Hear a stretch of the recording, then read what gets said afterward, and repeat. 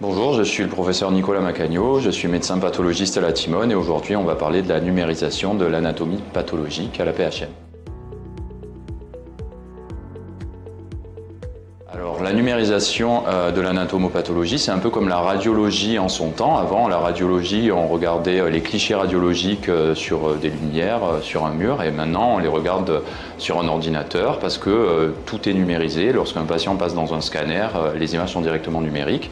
Mais pour le diagnostic anapath, c'est-à-dire un diagnostic sur les tissus, on ne va plus regarder des lames au microscope, donc des lames comme celle-ci.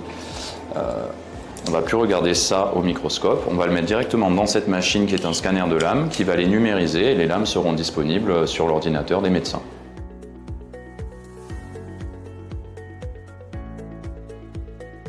Déjà, c'est beaucoup plus moderne qu'un microscope, donc on peut sauvegarder les images, on ne perd plus les images, on ne perd plus les lames. Ça permet aussi d'être plus rapide parce qu'on a moins de gestes, on a moins à aller chercher les lames, à les ranger, les déranger. Ça permet plus de partage surtout parce que comme c'est numérique, on peut regarder les images à plusieurs, sur plusieurs écrans ou en visioconférence, qu'on soit dans le service ou à distance. Ça permet plus d'échanges, plus de pédagogie. Les étudiants ils peuvent regarder ça comme on peut regarder un stream sur internet, on peut créer des vidéos, donc ça permet plus de pédagogie et ça permet aussi plus d'innovation et de recherche parce que les lames étant numérisées, elles sont plus accessibles à des outils d'intelligence artificielle par exemple. Le but de ce projet, c'est que tous les hôpitaux à but non lucratif de la région bénéficient de cette technologie et on a un socle commun pour qu'on puisse tous travailler avec la même plateforme pour pouvoir s'échanger justement les cas difficiles.